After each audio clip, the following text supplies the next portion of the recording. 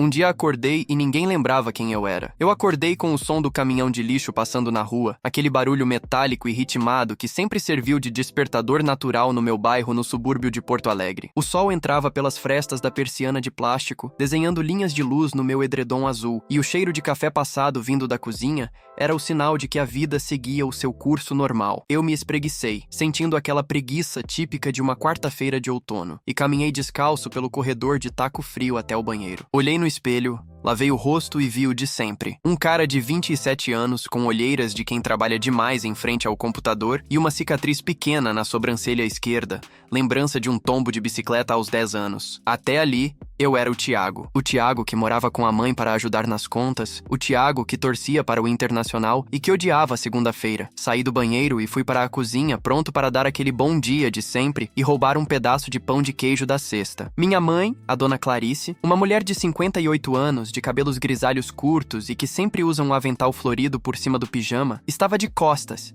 servindo o café na caneca de cerâmica que eu dei para ela no Dia das Mães de 2024. Bom dia, dona Clarice! O café tá com cara de que vai salvar o meu dia, eu disse, com um sorriso no rosto. Ela se virou devagar, mas o sorriso que eu esperava não apareceu. No lugar dele, vi uma expressão de puro pavor e confusão. Ela soltou a caneca, que se estilhaçou no chão de lajota, espalhando café quente pelos meus pés. Quem é você? Como você entrou aqui? Mas ela gritou, a voz trêmula e aguda, enquanto recuava em direção à bancada da pia, tateando em busca de uma faca de pão. Eu congelei no meio do caminho. Achei que fosse uma brincadeira, uma pegadinha de mau gosto, mas os olhos dela estavam arregalados de verdade, brilhando com lágrimas de terror real. Eu tentei me aproximar, estendendo as mãos para mostrar que estava tudo bem, chamando-a de mãe, mas ela começou a berrar por socorro, gritando que tinha um invasor dentro de casa. O pânico dela era tão visceral que eu senti um frio na espinha que me paralisou. Eu não era um estranho, eu era o filho dela. Eu vivi naquela casa por 20 anos. Antes que eu pudesse processar o que estava acontecendo, o meu irmão mais novo, o Bruno, um rapaz de 18 anos que eu praticamente ajudei a criar e que dormia no quarto ao lado, apareceu na cozinha segurando um taco de beisebol. Ele me olhou com um ódio que eu nunca vi em toda a minha vida. Ele não me reconheceu. Não viu o irmão que ensinou ele a jogar videogame. Não viu o cara que emprestava dinheiro para ele sair com as namoradas. Para ele, eu era apenas um homem desconhecido que tinha invadido a privacidade da família deles em plena luz do dia. Sai agora daqui, seu desgraçado, ou eu acabo com você! Ele rugiu avançando na minha direção. Eu recuei, tropeçando nos cacos da caneca, e saí pela porta dos fundos, correndo pelo quintal enquanto ouvia os gritos da minha mãe chamando a polícia. Eu parei na calçada, ofegante, o coração batendo tão forte que parecia que ia rasgar o meu peito. Eu estava apenas de pijama, descalço, no meio da rua, sentindo o asfalto frio sob os meus pés. Olhei para a janela do quarto da vizinha, a dona Zuleika, que sempre ficava vigiando a rua. Ela me viu e fechou a cortina rapidamente, com uma expressão de desconfiança, como se eu fosse um andarilho perigoso. Entrei em desespero e peguei o meu celular, que por sorte estava no bolso da calça do pijama. Tentei desbloquear com a minha digital, mas o sensor deu erro. Tentei a senha numérica, a data do meu nascimento, 17 de março de 1999. Senha incorreta. O aparelho que eu usei todos os dias simplesmente não me conhecia mais. Caminhei até a praça do bairro, tentando não chamar a atenção das pessoas que passavam para o trabalho. Sentei em um banco de madeira, debaixo de um pé de ipê amarelo que estava começando a perder as flores, e tentei raciocinar. O suspense de não saber o que aconteceu com a minha existência era sufocante. Eu olhei para as minhas mãos, para as minhas roupas, e tudo parecia real. Eu tinha massa, eu tinha peso, eu tinha memórias. Mas para o resto do mundo, eu tinha deixado de ser uma pessoa e me tornado um fantasma de carne e osso. Eu tentei abordar o meu melhor amigo, o Fábio, que passou por mim a caminho do ponto de ônibus. Ele me olhou com indiferença, deu uma moeda de R$1 e disse: "Desculpa, amigo, hoje eu estou com pressa." Ele nem sequer notou que o amigo era o cara com quem ele tinha bebido cerveja na noite anterior. O medo deu lugar a uma sensação de vazio absoluto. Eu fui até o prédio onde eu trabalhava como designer gráfico há 3 anos. Entrei no saguão e tentei passar pela catraca. O segurança, o seu Valdir, que sempre guardava um bombom pra mim, barrou a minha entrada. Eu disse o meu nome, disse que trabalhava no 5º andar, na mesa do canto, ao lado da cafeteira. Ele consultou o sistema e me olhou com pena. "Não tem nenhum Thiago registrado nessa empresa, rapaz. Você deve estar no prédio errado." Eu pedi para ele olhar a foto dos funcionários do mês na parede. Eu estava lá até ontem. Quando olhei para o quadro, o meu rosto tinha sido substituído pelo de uma mulher que eu nunca vi. O meu espaço no mundo tinha sido preenchido e a minha história tinha sido deletada como um arquivo corrompido em um computador velho. Eu saí do prédio e comecei a andar sem rumo pelas ruas do centro. O mormaço da tarde começava a subir e eu sentia a sede apertar a minha garganta. O que ninguém sabia, enquanto eu caminhava como um invisível no meio da multidão, era que eu carregava no meu bolso um pendrive que eu tinha encontrado debaixo do meu travesseiro naquela mesma manhã, antes de tudo começar. O pendrive era preto, de metal pesado, e tinha gravado o símbolo de uma ampulheta quebrada. Eu não lembrava de ter comprado aquilo, e não lembrava de ter colocado ele lá. No meio do caos daquela quarta-feira, aquele objeto era a única pista de que a minha perda de identidade não era um surto psicótico, mas o resultado de algo muito mais sombrio e planejado. O suspense agora não era sobre quem eu era, mas sobre o que aquele arquivo escondia, e por que eu fui o escolhido para ser esquecido por todos que eu amava. Edit 1. Para quem perguntou, eu tentei olhar minhas redes sociais de um computador público na biblioteca.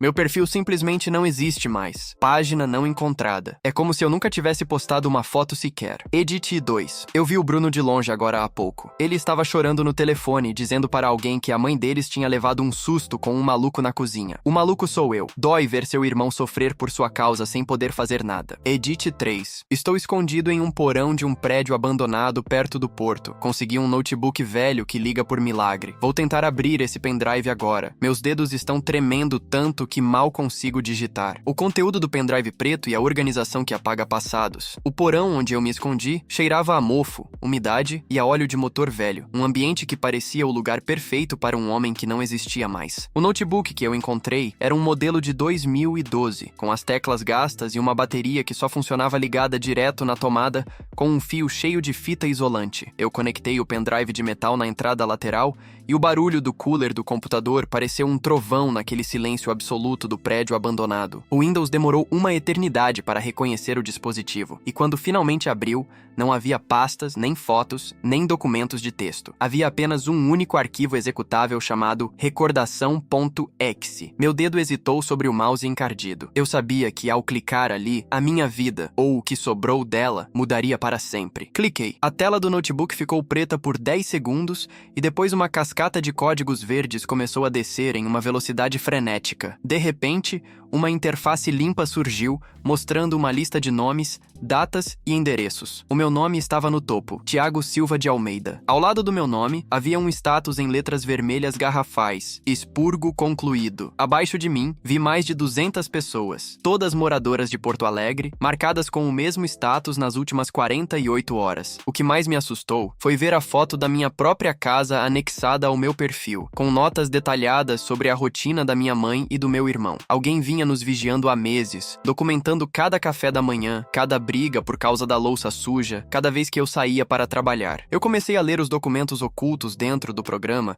e o suspense deu lugar a um pavor gelado. O arquivo explicava a existência de uma organização chamada Consórcio do Esquecimento, uma empresa de tecnologia de ponta que vendia serviços de limpeza social. Eles não matavam pessoas, eles usavam uma tecnologia de interferência neural via satélite para apagar a memória de um indivíduo específico da mente de todos que o conheciam. Eles chamavam isso de morte social. Eu fui apagado porque no meu trabalho de designer, eu tinha recebido por engano um lote de arquivos criptografados de um cliente que, na verdade, era uma subsidiária desse consórcio. Eu não era um criminoso, eu era apenas uma ponta solta que precisava ser cortada para que o sistema continuasse operando nas sombras. Enquanto eu devorava as informações, ouvi um barulho de passos no andar de cima. Eram passos pesados, de botas táticas batendo no concreto podre. O meu coração disparou e eu senti o suor escorrer pela minha nuca, molhando a gola da camiseta do pijama que eu ainda vestia. Eles sabiam onde eu estava. O pendrive devia ter um rastreador embutido que se ativou assim que eu abri o arquivo. Eu não tinha tempo para baixar tudo. Peguei o pendrive,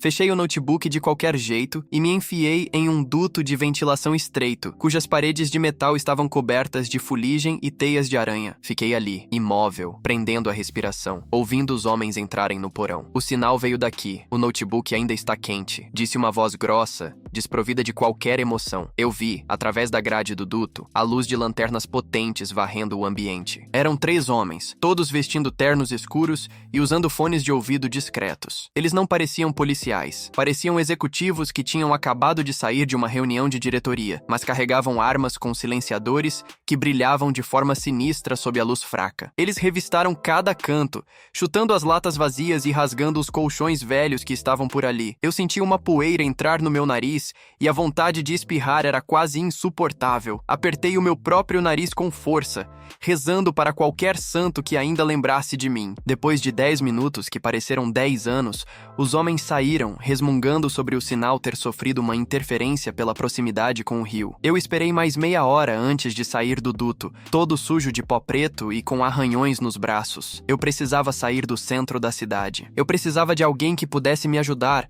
mas quem ajudaria um homem que ninguém reconhece? Foi então que eu lembrei da lista no pendrive. Havia uma mulher chamada Elisa, que morava perto do Terminal Triângulo, na Zona Norte, e que tinha sido expurgada apenas 2 horas antes de mim. Se o mundo tinha nos esquecido, talvez a única forma de sobreviver fosse nos lembrarmos uns dos outros. Eu caminhei pela beira do rio Guaíba, evitando as câmeras de segurança e os postos da guarda municipal. A cidade que eu amava agora parecia um labirinto hostil, um lugar onde cada rosto conhecido era uma lembrança dolorosa de uma rejeição que eu não podia combater com palavras. Eu vi o pôr do sol tingir o céu de um laranja vibrante, mas a beleza da cena só servia para me lembrar que eu estava sozinho no universo. Cheguei ao Terminal Triângulo por volta das 9 da noite. O movimento de ônibus era intenso, com centenas de pessoas subindo e descendo, todas apressadas para voltar para suas vidas medíocres e seguras. Eu me sentei em um banco de cimento perto da linha do ônibus T6 e esperei. De acordo com o arquivo, a Elisa costumava pegar aquele ônibus todos os dias no mesmo horário. Eu não sabia se a rotina dela tinha mudado depois do expurgo,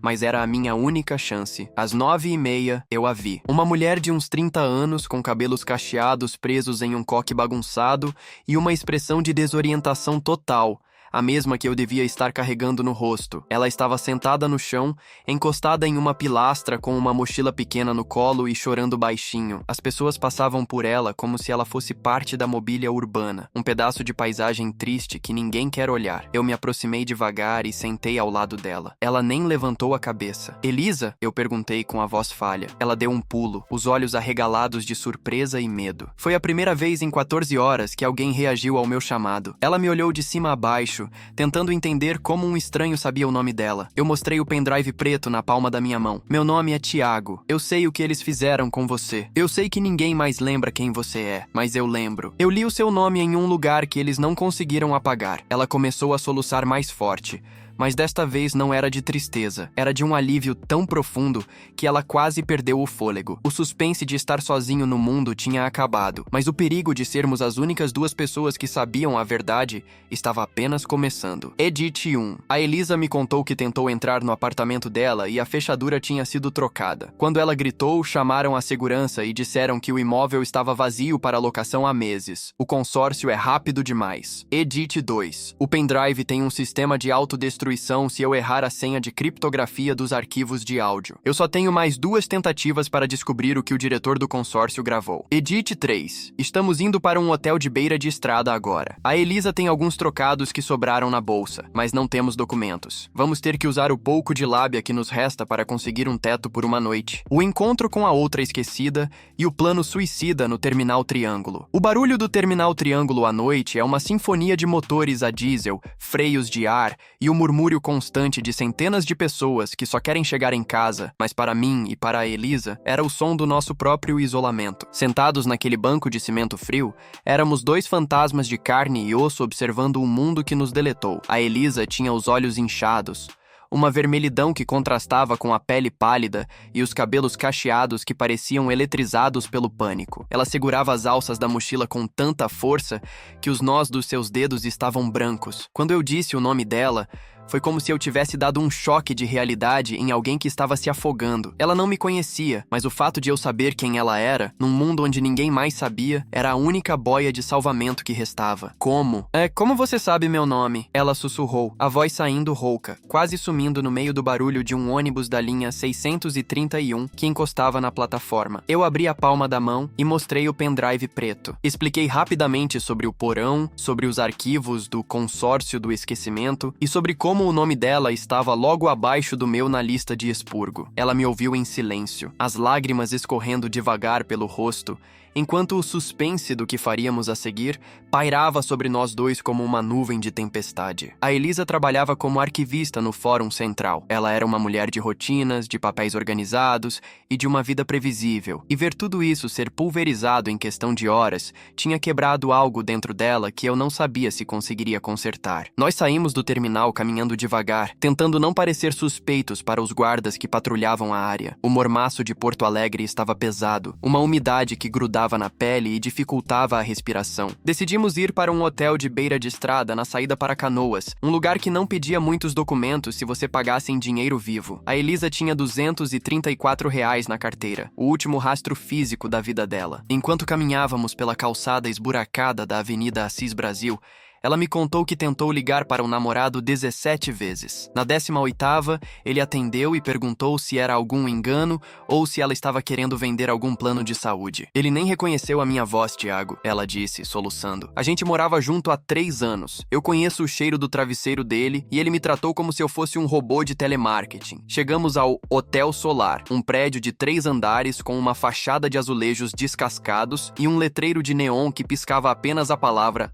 lar. O recepcionista, um homem de uns 60 anos com um rádio de pilha sintonizado em uma estação de notícias, nem olhou na nossa cara. Eu dei o dinheiro para uma diária e ele nos entregou a chave do quarto 112 sem perguntar os nomes. Subimos as escadas de carpete gasto e assim que entramos no quarto, que cheirava a desinfetante barato e cigarro antigo, eu liguei o notebook que eu tinha levado do porão. Eu precisava abrir os arquivos de áudio do pendrive. Era a nossa única arma. O sistema pediu a senha. Eu tinha 2 tentativas. Olhei para a Elisa, que estava sentada na beira da cama de casal, olhando para o vazio. Pensei no símbolo da ampulheta quebrada. Pensei na data do primeiro expurgo registrado na lista. 12 de junho de 2023. Digitei 2006 e 2023. Erro. O notebook soltou um bip agudo que fez meu sangue gelar. Só restava uma chance antes do pendrive se autodestruir e levar com ele a nossa única prova de existência. O suspense no quarto era quase sólido. Tenta a coordenada geográfica do marco zero da cidade, sugeriu a Elisa, com uma intuição de quem passou anos organizando mapas e arquivos. Eu pesquisei rapidamente, digitei os números. O ícone de carregamento girou e a pasta se abriu. O áudio que começou a tocar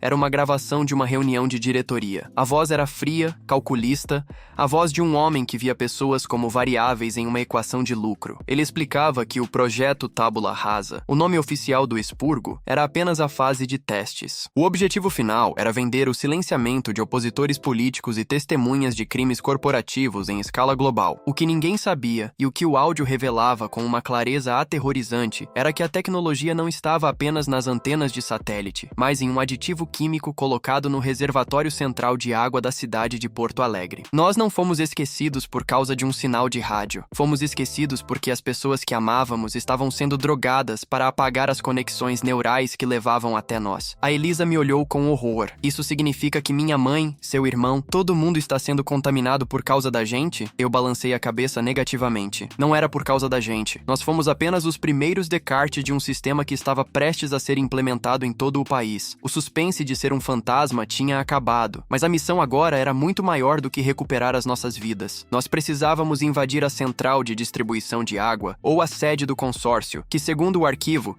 ficava camuflada como uma empresa de consultoria em um prédio de luxo no bairro Moinhos de Vento. O plano era suicida. Éramos 2 mortos sociais, sem dinheiro, sem armas e sem apoio, contra uma organização que controlava a memória de uma metrópole. Mas a Elisa que até 10 minutos atrás estava pronta para desistir, levantou-se da cama com uma determinação que me deu arrepios. Eu sei onde fica a entrada de serviço desse prédio, ela disse. Eu fiz o projeto de arquivamento da planta baixa deles no ano passado. Eles acham que eu esqueci, mas eu sou uma arquivista, Tiago. Eu nunca esqueço um detalhe. Nós passamos o resto da madrugada planejando a invasão para o dia seguinte, sabendo que, se falhássemos, o próximo expurgo não seria apenas das memórias, mas da nossa própria carne. Edit 1. Muita gente está perguntando por que o pendrive estava no meu travesseiro. Eu descobri uma nota no final do arquivo. Um funcionário dissidente do consórcio plantou o dispositivo em vítimas de alto potencial antes de ser pego. Eu fui o escolhido por causa das minhas habilidades com tecnologia. Edit 2. A Elisa descobriu que o aditivo químico tem um antídoto, uma frequência sonora específica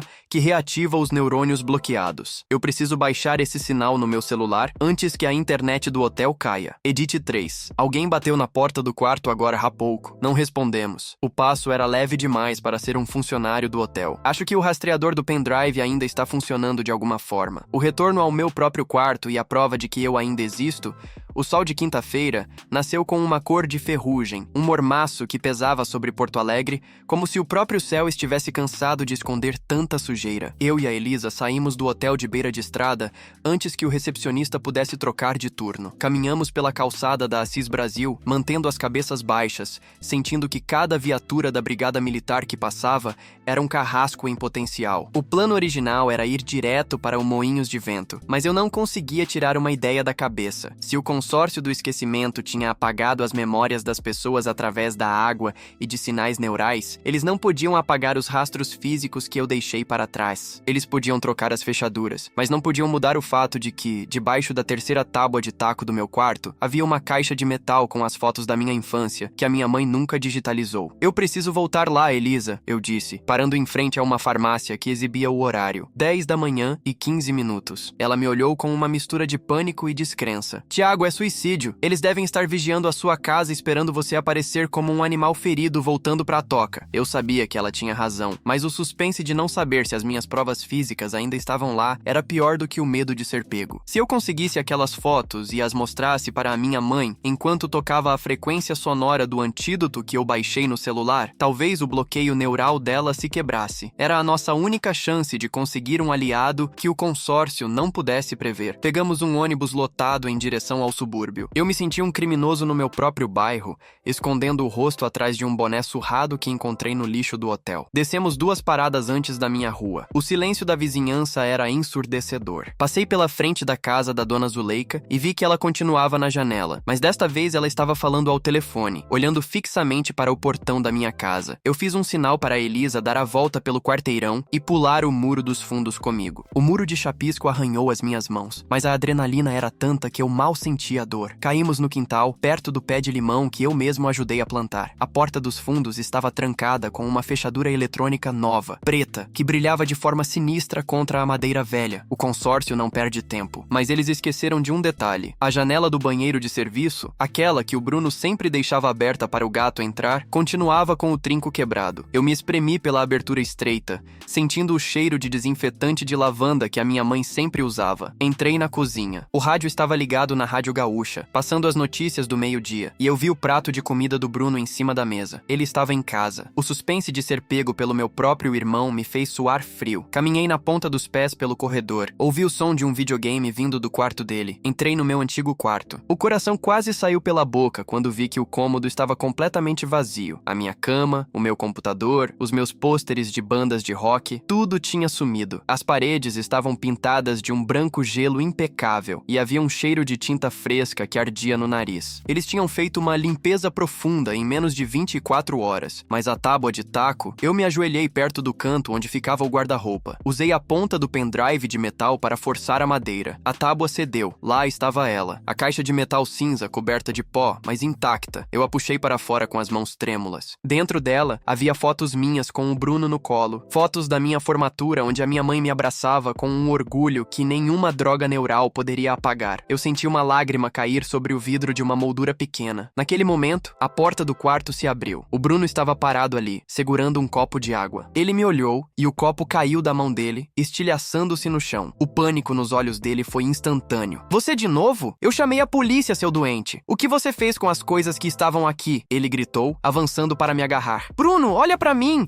Olha essa foto! Eu gritei, estendendo a imagem da nossa viagem para Gramado, enquanto acionava o áudio do antídoto no meu celular. O som era um chiado agudo, uma frequência que parecia fazer os meus próprios ouvidos vibrarem. O Bruno parou no meio do movimento. Ele levou as mãos à cabeça, contorcendo o rosto como se estivesse sentindo uma dor insuportável. As veias do pescoço dele saltaram e ele caiu de joelhos, ofegante. Eu me aproximei, segurando a foto na frente dos olhos dele, repetindo o nosso código secreto de infância. O capitão nunca abandona o navio, Bruno. Lembra do navio? O suspense no quarto era absoluto. O tempo pareceu parar por 10 segundos. De repente, o olhar do Bruno mudou. A expressão de ódio e confusão foi substituída por um reconhecimento lento, doloroso e carregado de uma culpa devastadora. Ele olhou para a foto, depois para mim, e as lágrimas começaram a jorrar. Tiago, mano, o que tá acontecendo? Por que eu não conseguia ver você? Por que a casa tá assim? Ele soluçou, me abraçando com uma força que quase me quebrou as costelas. O bloqueio tinha caído, mas o grito de dor dele ecoou pela casa toda. Ouvi os passos da minha mãe subindo a escada. Bruno, o que foi esse barulho? O homem voltou? Ela gritava com a voz embargada pelo medo. Eu olhei para o Bruno e ele entendeu na hora. Ele se levantou, limpou o rosto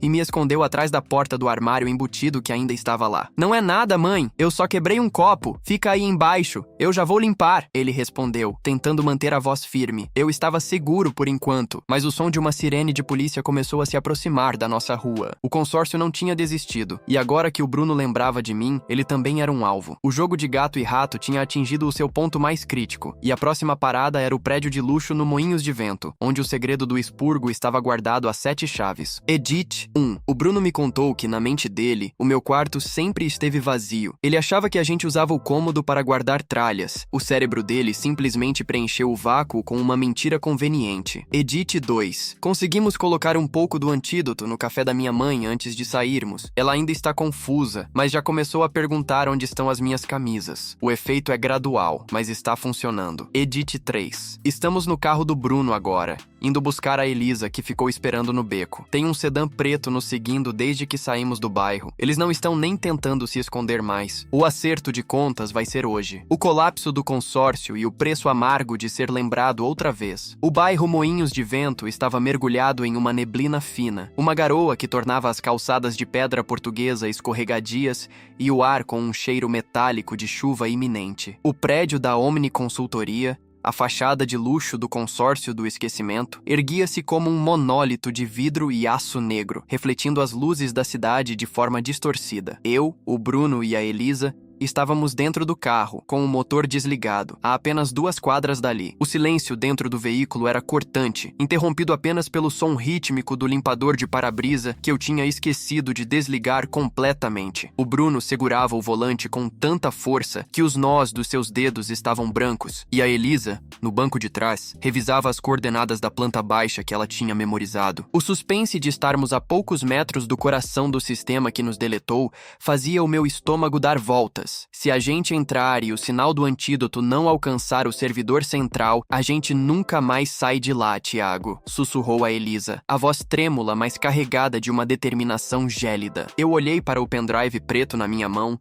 e para o celular conectado a ele. O plano era simples e suicida. Usar a entrada de serviço que a Elisa conhecia, chegar ao data center no subsolo e transmitir a frequência sonora por toda a rede de alto-falantes e pelo sistema de rádio da empresa. Se desse certo, o bloqueio neural de todos os expurgados em Porto Alegre cairia como um castelo de cartas. Se desse errado, seríamos apenas mais 3 desaparecidos em uma cidade que já não sabia quem éramos. Saímos do carro e corremos pelas sombras. O Bruno levava uma mochila com as fotos da nossa infância, o nosso ancoradouro de realidade. Entramos pela garagem de serviço, um lugar que cheirava a concreto úmido e fumaça de exaustor. A Elisa nos guiou com uma precisão cirúrgica, evitando as câmeras de segurança que ela sabia que tinham pontos cegos por causa de uma falha no projeto original. Subimos por um duto de manutenção, ouvindo o som de passos pesados acima de nós. Eram os homens de terno, os mesmos que me caçaram no porão, patrulhando os corredores com a indiferença de quem faz uma ronda em um necrotério. Quando chegamos à sala do servidor central, o cenário era saído de um filme de ficção científica. Milhares de luzes azuis piscavam em sincronia, um zumbido elétrico constante que parecia vibrar dentro dos meus dentes. No centro da sala,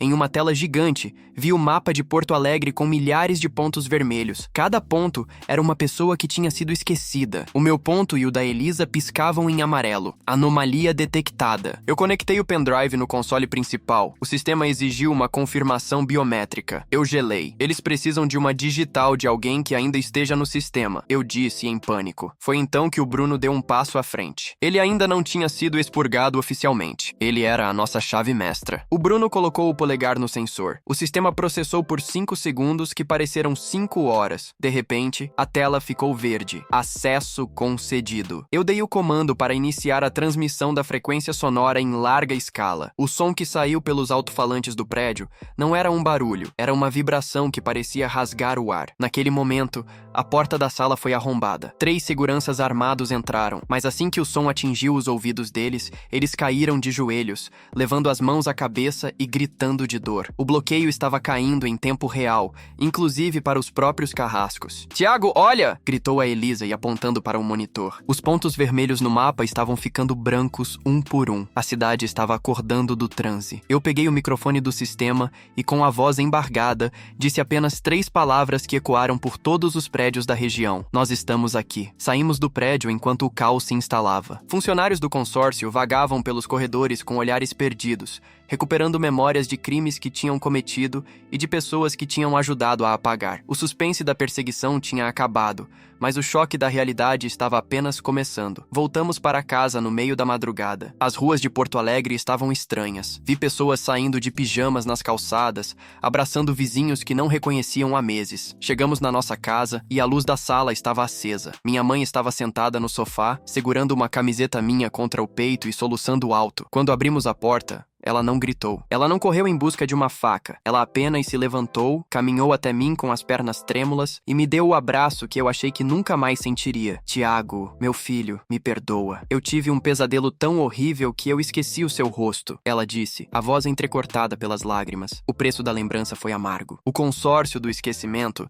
foi desmantelado em uma operação policial que durou semanas, mas a confiança na realidade tinha sido quebrada para sempre. Milhares de pessoas agora vivem com o medo constante de que suas memórias sejam apenas dados voláteis em um servidor qualquer. Eu e a Elisa ainda nos encontramos às vezes no Terminal Triângulo, não para fugir, mas para tomar um café e lembrar um ao outro de que somos reais. O Bruno se tornou um ativista pela privacidade neural, e a minha mãe nunca mais deixou de colocar um prato extra na mesa, só por garantia. Eu recuperei o meu emprego, a minha identidade e o meu lugar no mundo, mas todas as noites, antes de dormir, eu olho para a 3ª tábua de taco do meu quarto e me pergunto: e se tudo isso for apenas uma memória que eles me deixaram ter? Edit 1. Para quem perguntou sobre o diretor do consórcio, ele desapareceu antes da polícia chegar. O status dele no sistema foi alterado para expurgo total. Acho que os próprios sócios dele decidiram que ele sabia demais para continuar existindo. Edit 2. A Elisa mudou de cidade. Ela disse que Porto Alegre tinha muitos fantasmas para ela. Hoje ela vive em uma cidadezinha no interior, onde a água vem direto da fonte e o céu é limpo de qualquer sinal de rádio. Edit 3. Eu guardei o pendrive preto. Ele está enterrado no mesmo quintal, debaixo do pé de limão. Espero nunca mais ter que usá-lo, mas se o mundo começar a esquecer de novo, eu serei o primeiro a gritar no escuro.